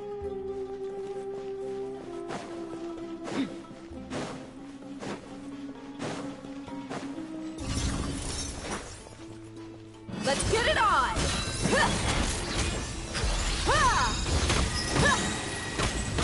You're dead meat!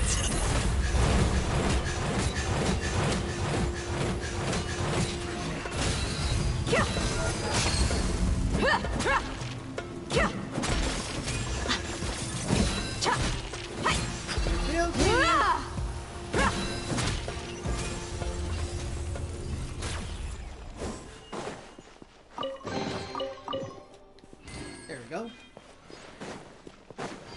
Some more.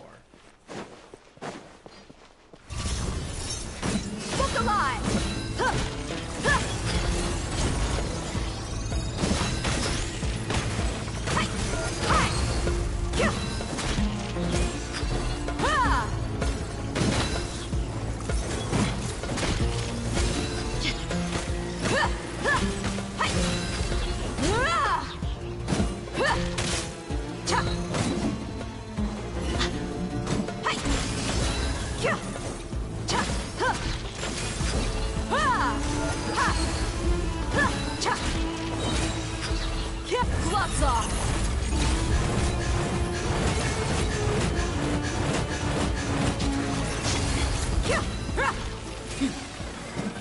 Oh, that was pretty easy.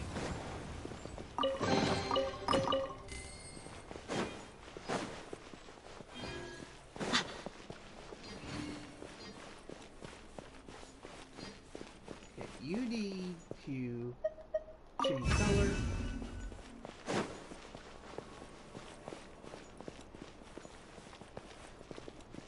You need to be raised up. Raise up more.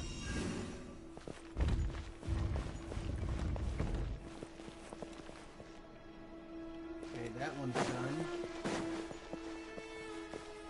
And, oh, this needs to be changed color.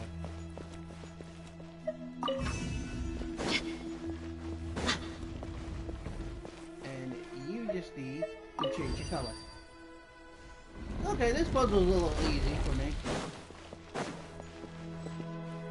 Oh, it's a battle arena.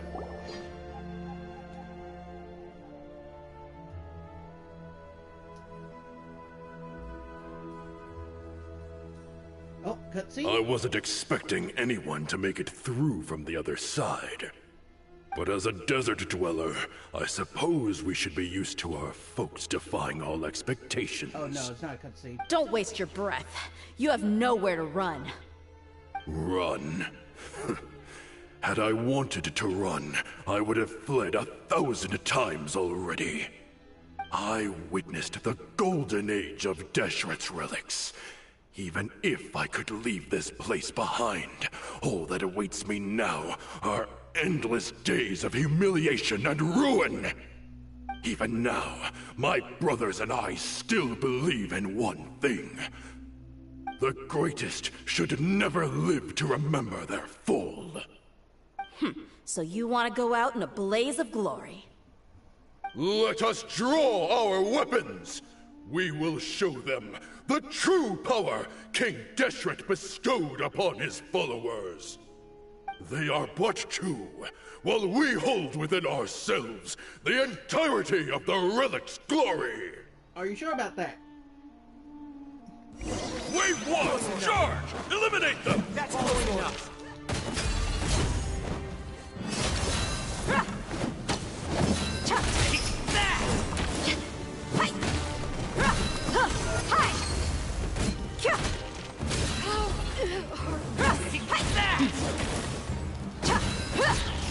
I'll be back.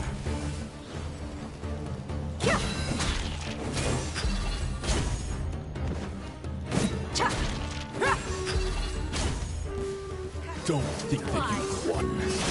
We're just getting started.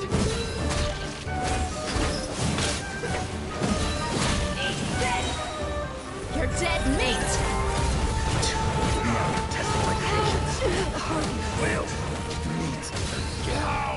King Deshret will not abandon any one of his followers.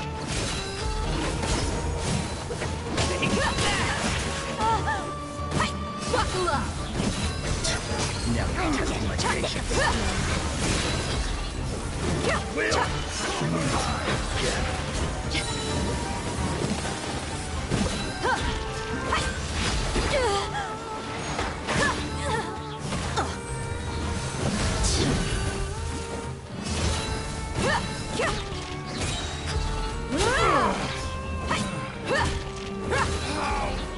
Brothers!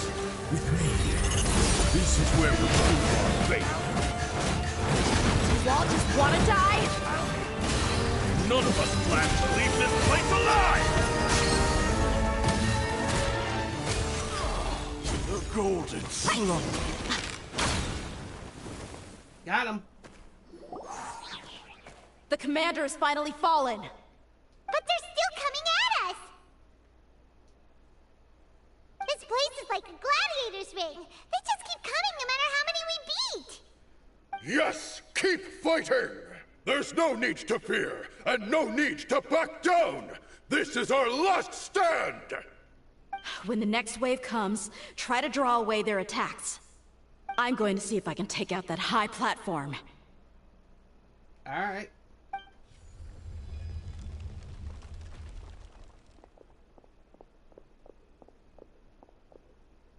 Get out of my way! Come and face me, Michel! Ugh, so they've broken through the front as well. Apologies, Lord Michal. They fight like absolute madmen! No matter how much we throw at them, they just keep coming for more!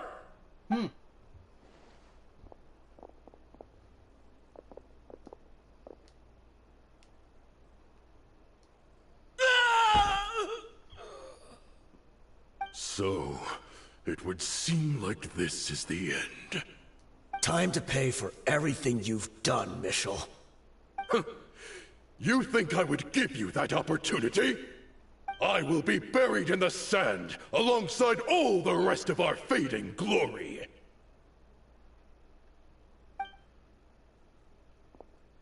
Hey, wait!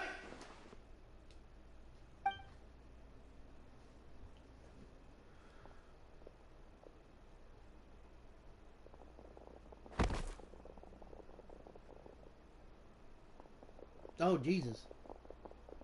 We were too late. It's over. There's no more need to fight.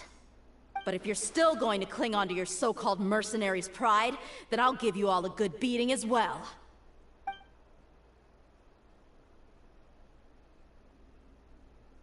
Hey, Dehya! I found the mechanism. I'll get you all back up here right away. Ah, thank you. Let's go.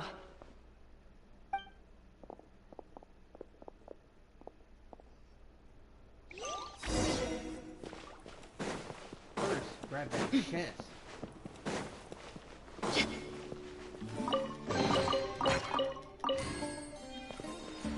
Ten Preble gems.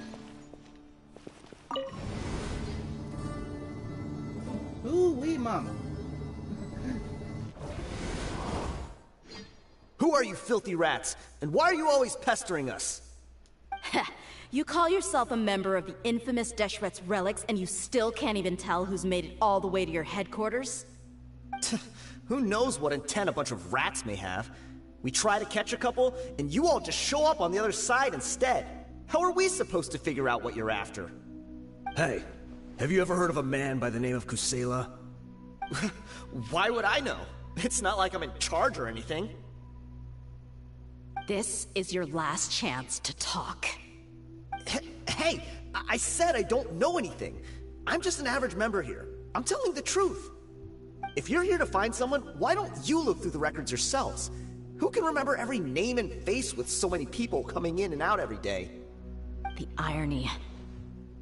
His life became a light for so many, yet to others, it wasn't even worth remembering.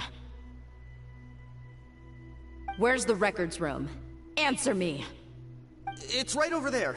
All the files are in there. You can go through them as much as you want. It's not like any of them still matter anyway. I mean the old records room. The old records room?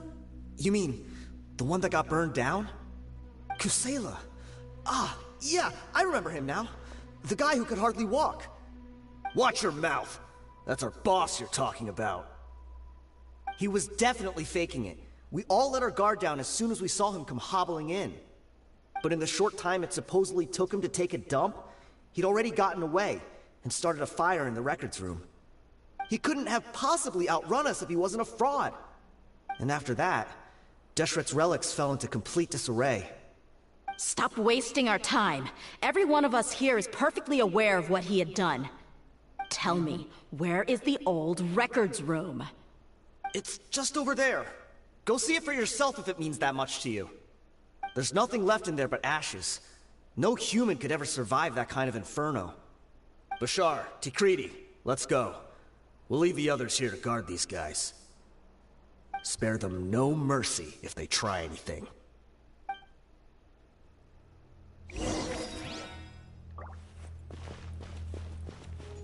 Right through here?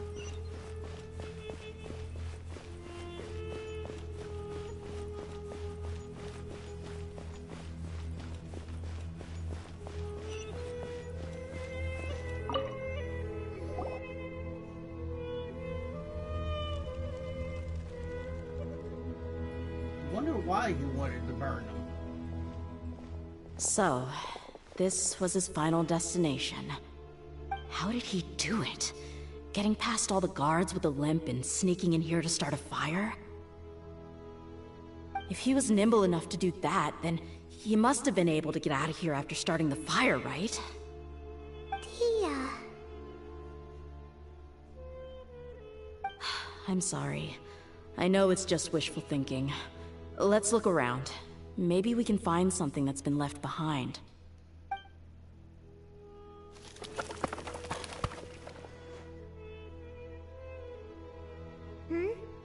Is this a cane? It must be the one that Dehya's father used. Kusela. Thanks for everything, boss. We're fortunate to somehow find that cane after that fire. Let's split up and look around some more. What if something else has been left behind? But what else could survive a fire like that? Huh?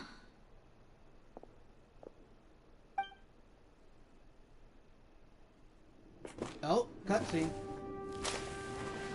Huh?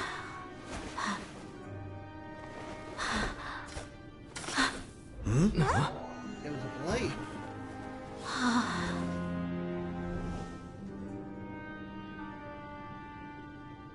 Thought so.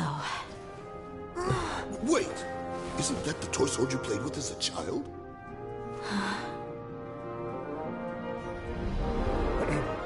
The dragon is no more, for Princess Dehya has slain it.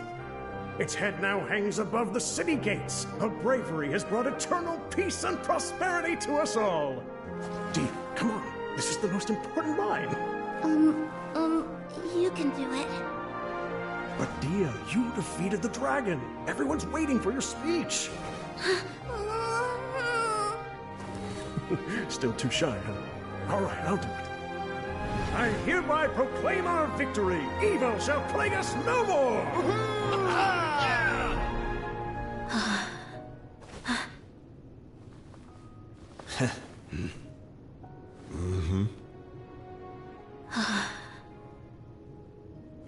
I hereby proclaim our victory. Evil shall plague us no more, Dad. Aww.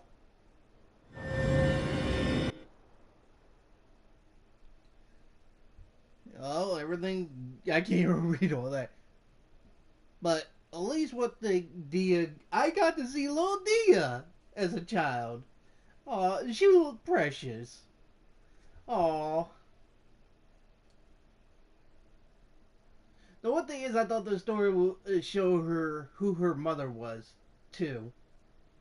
But at least we got to know more about her father, too.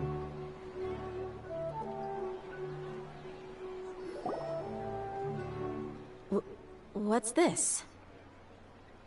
We got you some snacks and drinks. Don't you remember? You asked Paimon what she would do if she were to wake up tomorrow with loads of money. And Paimon said that she would get boatloads of tasty snacks. You looked super confused at the time, but said it was an adorable thing to say. These opportunities don't come by often.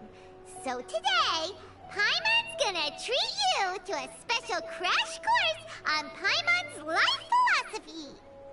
She rarely special her allowance on her own, only other people. Hey, come on! Paimon's not that stingy. Hey. Anyway, the point is that you should eat to your heart's content. You'll feel better for sure once you've gotten something in your tummy. Dunyarzad will also be here shortly. She's already heard that we're back. Aw, thanks you two. Honestly, this is very unlike me. I just had a lot on my mind on our way back, so I didn't know what to say. My chest was filled with all kinds of intense emotions. They just shook me even more than all the feelings we've shared during our previous adventures. But when everything came to an end, those emotions also vanished without a trace, and I was left feeling more empty than ever before. It was as if I'd lost the thing that was most important to me.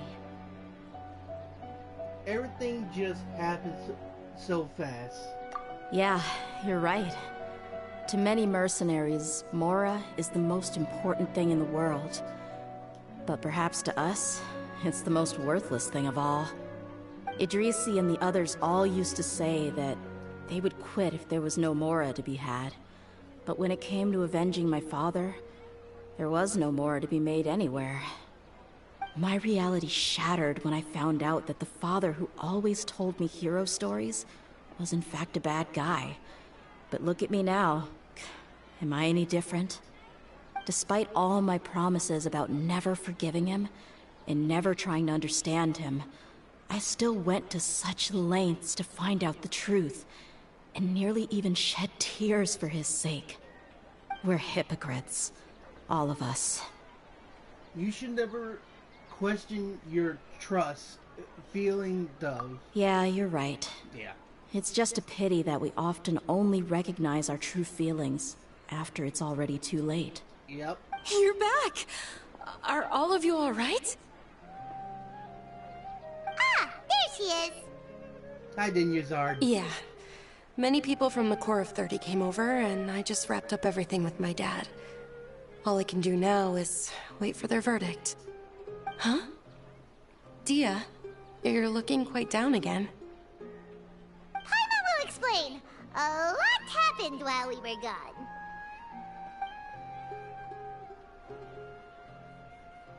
I'm sorry. I really should have controlled my emotions better. I just... It's all right, my lady. You were hurt by all of this as well. Truth be told, I'm starting to feel a little guilty watching you cry like this. Dehya, your pain must be even worse. You shouldn't need to comfort me. Hey, don't worry about me. If anything, this whole thing has finally shown me the difference between illusion and reality. My father probably thought that people could settle into new lives as long as they moved to a new environment. That thought has even crossed my mind a few times. It's like saying, what's wrong with adapting to a new life? However, there was always something deep within my mind that refused to accept it. This impulse brought me great turmoil, and even made me feel ashamed for turning my back on your father's kindness. But now that I consider it again, it all makes sense. The desert sands are a part of who I am, and I will never be able to lead a peaceful existence. I understand how you feel. That doesn't mean I won't be making any changes to my life, though. As an example, I'm now thinking about taking on some small odd jobs. It's just like Idrisi said. I also want to catch up to my father and become a character in his play. Even if the ending of the story may be childish and ridiculous, it won't really matter. Isn't that neat, though? Oh, you'll be a whole new kind of mercenary, one that's not out for Mora. Why don't we go for a change of scenery once we finish eating? What about stopping by the Grand Bazaar again? Right. You said you wanted to get a rug for your family. We'll come along too. It's always more fun when everyone is together. I can't thank you enough for taking care of me this entire time. Aww. Yeah, let's go! Grand Bazaar! But one thing, why can't I see Dehya's father? And anybody could say if they had this thing covered in their head too, in the video, in the comments down below. Why can't I see Dehya's father adopting Dehya as like an adopted daughter? Is it just me, or is it just a coincidence I had that in my head? Let me know. Because that sounds like it would be a perfect thing to do. Oh, this rug here is quite something. The craftsmanship is exquisite, and the fabric is also of high quality. Ah, here you are. Finally, I found you. Hey! Aren't you that mercenary who bit his tongue? You can still talk? Ah. Wait, are you here to take revenge on us? What are you talking about? Do I look like I can take you all in a fight? I just came here to give you something. I'll be on my way to give myself up to the Corps after this. Once I woke up, I hurried to the Khan al-Ahmar's camp, hoping to alert them to your presence.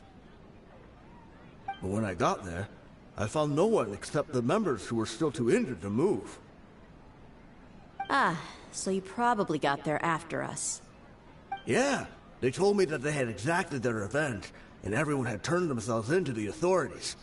Even that last camp was not going to last for much longer. I had joined the cause to repay an old favor from Kusela. Now that everyone's already turned themselves in, I might as well do the same. One of the injured members gave this box to me, and told me that it contained some of the old man's last possessions. Everything left in the camp will get confiscated, so I figured I should get this to you before the Corps could get their hands on it. Thank you. No worries. We are all just living our own truths. There's no need to comment or judge anyone for it. So this box contains everything that Dia's father left behind. Huh. It feels lighter than expected. Well, back in the day, the first thing he did with any Mora was spend it on things like drinks and meat. But let's see what's inside. What's this? It's just a bunch of junk. Ugh, it kinda stinks. Perhaps it's just been left unopened for too long. A handwritten copy of a storybook. The paper's already yellowed, and it looks like it's about to fall apart. It was against the Academia's rules to possess books for personal use. If he was going to break that rule, he could have at least copied something useful. That probably means this was really important to him.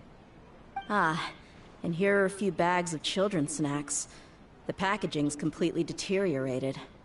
Maybe that's where the smell was coming from. Ugh. Did he get those for you? Yeah, but here's the thing, though.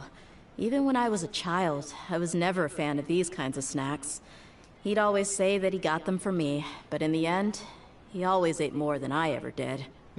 Who even leaves snacks in a box like this anyway? Isn't that just common sense? Forget it. Let me see what else is in here. A razor, some buttons, some round iron tiles, a wooden toy puppet, a wool scarf, which from the looks of it probably belonged to a woman, and a hair clip? Why are these things here? I'm suddenly feeling a little scared. I'm sorry, my lady, but this is just the kind of man he was. He probably saw this box as some kind of personal trash heap and dumped any and everything in there. 2 empty liquor bottles. Tell me, you guys, are these the kinds of things that a normal person would leave behind? Probably not. Huh? There's something in the bottle! Oh, you're right. All right, I got it out. It seems to be a piece of paper with some writing on it. The bottom part's all damaged from moisture, though. Let's hope the writing didn't smudge.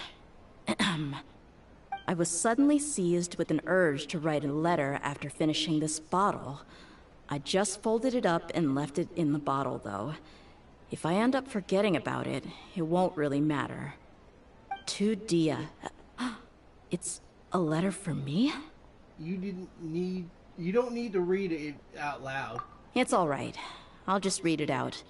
If he went to the trouble of writing a letter, there must have been some important things that he wanted to say. Or at least record down. My condition's becoming worse and worse. Can't even walk without a cane anymore, much less go out and have fun. Guess I don't have many days left. If you're reading this letter, then I suppose I'm already long gone. You were adorable as a baby. Everyone loved you. And regardless of whether you were crying or laughing, everyone enjoyed having you in the group. But once you grew a bit older, you were no longer nearly as happy or cute. It's probably the guy's fault. Can you believe this guy? He can point the finger at himself. Anyway, back to the point. To summarize, I'm writing this so you would know not to feel sad for me, even if you end up finding out the truth. The reason being that I was never your father to begin with. Wait, what? Wait, what? Surely, he must be joking, right? Wait, hold on, wait a minute, what? I don't know. I was quite formidable when I was young, and 100 times cooler than some so-called flame main. Really felt like the whole world was under my feet. With just a teeny tiny bit of effort, I felt I could rule over the entire desert. But as fate would have it, I went out into the desert for a drink one day and discovered a baby in the sands. It was you. You were just lying there, small and helpless. You were so tiny that if the wind blew for just a little while longer, you would have been buried forever. But your cries were so loud they made my head hurt. Now that I think of it, you really were a bundle of energy. Sounds like he's serious. Mm-hmm. I told Idrisi and the others that I had slipped up with a woman while out and about. None of them even doubted me. I'm sorry that I had to lie to them for so long, but I really had no other choice. I was their most esteemed leader, after all. It's not like I could just tell them that I suddenly wanted to play at being a father. At this rate, I'll puke up all the liquor I just drank from this bottle. Anyway, Dehya, you possess the kind of freedom and kindness that we could only dream of. As far as how you should live your life, that'll be up to you to decide. Aww. That's the end of the letter. In the end, he was still thinking of me as a little child. But is it that also a good thing? I suppose, or I would have suffocated under the sand a long time ago. He was a good father to you. The fact that he wasn't a blood relative doesn't change that. Yeah. It's just a pity that we had to learn the truth of everything like this. Do you already have some ideas about the decision that he wanted you to make? I do. If he first found me alone in the sands, then I want to try my hand at finding the person who abandoned me. Oh. I just have one wish. To tell them a story. That there once existed a childish and foolish jerk with a heart of gold. And that only under his care was I able to grow and mature into the person I am today. If you end up finding any leads, can you share them with us? We go on adventures all the time. Maybe we'll be able to find some information for you. Sure, I appreciate it. I wasn't expecting you to be so enthusiastic. I also don't want to see his effect go to waste. I'll help too. Thank you. All of you. Thank you so much. My life has certainly had its twists and turns, but I've always considered myself lucky. Because no matter where I've gone, I've always been surrounded by incredible kindness. Aww. And that's the end of Dehya's story. Man, that was so wonderful. Now I got to learn about Dehya a little bit. She was an abandoned child, and the man that she called father was the one that adopted her. Aww, that was sad. It made me tear up a little bit. Poor Dehya. But I might have to end it off here, guys. I'm calling it a day for that. But make sure you leave a like, subscribe if you do, hit that notification bell, stay tuned for more of my shenanigans and Genshin Impact and all that stuff. But I have to say, tea parties are a must for the well-mannered. If you'd like to learn the proper etiquette, I'd be happy to teach you.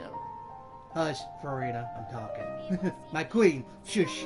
But anyway, guys, I want to say thank you guys for watching. Hope you're having a great day. Stay tuned for more of Genshin Impact. I think I already said that, but I'm confused all this stuff. But I have to say, I love you all, my low junior army, and I'll see you in the next live stream. Peace.